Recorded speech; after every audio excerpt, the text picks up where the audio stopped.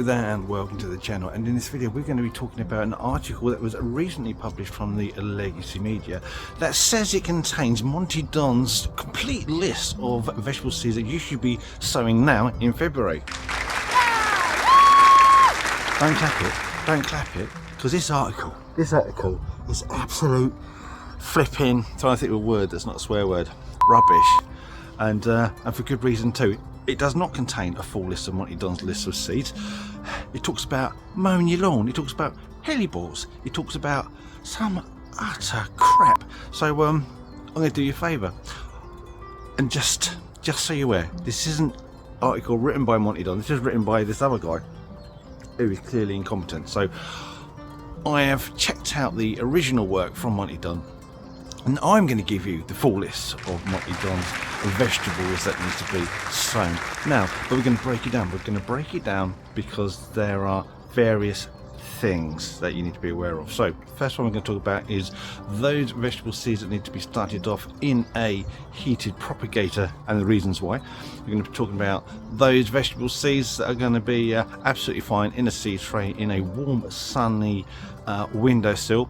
We're going to have a list of plants that you can grow in your cloche or your polytunnel, and those seeds which you can grow directly outside now depending on suitable conditions. So there will be a full list. That full list I'm going to put in the description, and if I've got any appropriate videos about how to grow whichever plants these are, then I'll also stick that in the list. And if you're lucky, I might even put a little over there, a little YouTube information card which gives you the direct link to those videos. So I'm not going to take all day about this. We'll keep it short and sweet, and then you will definitely have Monty Don's full list of vegetable seeds for growing now in February. So let's start off with those that need to be done in a heated propagator and why you need to do it in a heated propagator.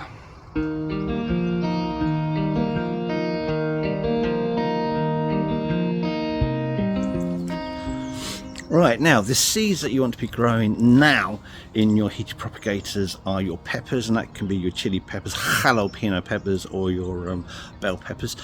It needs to be your tomatoes, specifically your large fruiting tomatoes. It needs to be your aubergines. It needs to be your cucumbers. Now the reason why you need to grow them in a heated propagator is because the season we have in the UK is just not long enough for these plants to produce their crop to a point where you can harvest them. The reason for this is that they are native to the subtropical regions of the world. For example, the peppers and the tomatoes are from South America, and your cucumbers and your aubergines, they're from Asia.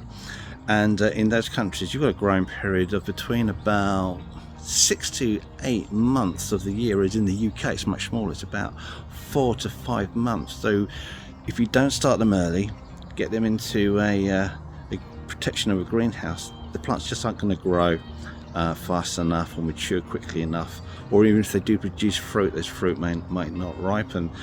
With the bell peppers and your large flowering tomatoes, these are big fruits, so they must have a decent amount of light, a decent amount of heat on them, so they need to be protected throughout the growing season. So you're looking at a greenhouse, and with your peppers, with your cucumbers,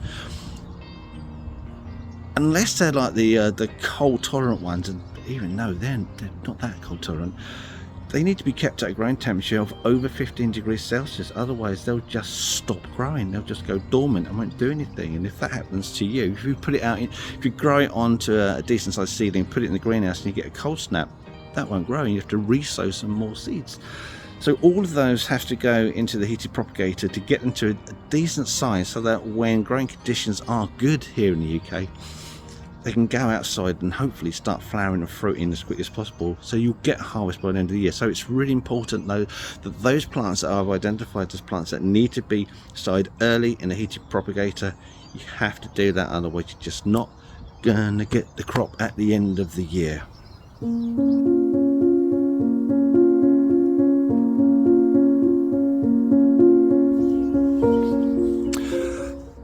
One thinking about South American crops, reduced growing seasons in the UK, I'm just going to mention about sweet potatoes. I know they're not genuine seeds, but seed potatoes are a crop that you could be dealing with right now with regards to chitting. And what chitting is to encourage your tubers to start producing the new shoots before you plant them in the ground. Now this is only relevant with first earlies and second early potatoes. You wouldn't really bother chitting potatoes later on in the season, and it's solely to get them started before you get them in the ground, because you couldn't put them in the ground now because it's too cold and they're not going to do anything. So by starting them indoors, again room temperature, takes about 6 weeks or so in order to get those shoots established enough before you put them in the ground. But again, it gives you a head start on the season, gets them cropping earlier.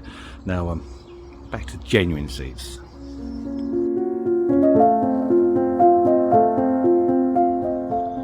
Now the next list is seeds that you can grow indoors, not in a heated propagator, but in a seed tray or modular tray and on a windowsill. We'll start off with peas. Peas, get them started now, but you can't just stick them in a typical seed tray or modular. You want something like a root tray, something that will accommodate their large taproot. So looking at, like I say, either long tom pots, but I mean that's a little bit of a funny way of doing it.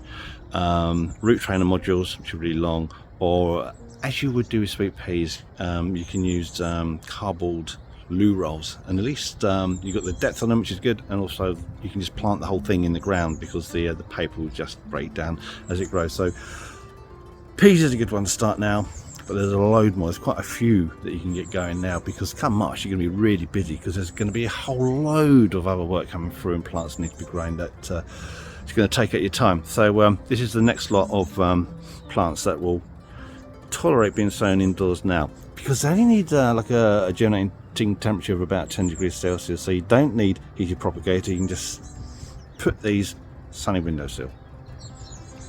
And for those, we're talking asparagus, we're talking artichoke, we're talking beetroot, cauliflower, we're talking about leeks, we're talking about onions from seeds, and we're talking about spring onions. So, and there are others, but we'll stick with those for now. So all really good crops will all perform really well if you sow them now in an unheated propagator. So you can see there is plenty to be getting on in February, when really you look at the weather conditions, you wouldn't think you'd be able to get a lot done, but believe me, there's stack loads to do. Right, the next lot of seeds are those seeds that can be grown under the protection of a cloche unheated greenhouse or a polytunnel, if you're lucky enough to have such things. Well, there's only really one crop that I'd be sowing directly outside under a cloche or polytunnel, and that would be your carrots. It's too early for parsnips, so I wouldn't look at doing those. So carrots, only choose those and just pick your variety to make sure that they'll take that early sowing. And now we're talking about direct sowing. So there's only two crops that you can direct sow outside now, and that's going to be your onion sets, and that is going to be your broad beans, and only if your soil is workable, as in the soil is you know, it could be raised, it could be free draining, it could be sandy, those nice warm soils that you can get onto early on in the year. And I've just got one horticultural tip for you to add to this, and that is to sow sweet peas. The reason for that is because they have a very fragrant scent, and that attracts a lot of pollinating plants into your garden. So if you're growing these in your vegetable garden, as King Charles III does, get on with it, idiot, in his garden at Highgrove, then it just improves your crop. And there you have it. Those are Monty Don's full list of vegetable seeds to be sowing in February. If there's anything you would like to add to that, then you are more than welcome to do so. Just put that in the comments, and that way other people who are interested in reading the comments can read it too. Anyway, I'm going to say goodbye. Hopefully see you in the next video. But before I go, I have one more way that you can help support this channel, and that's our Instagram page, which we'll talk about next. Right, now, just before you go, if you want to see more content, more behind the scenes stuff, and images that I've taken of some weird freaky plants over the years, then you're in luck, because we've created an Instagram page. So you can find the link in our description, you can find the link on our main page, and if I'm clever enough I might be able to get a link somewhere up there. Anyway, thank you for watching, and if you want to see more YouTube stuff, then check out this video here. That's quite a good one. And if it doesn't float your boat, then another one right there. And enjoy these while still got the strength, imagination and aptitude to make them. Thank you for watching. Goodbye.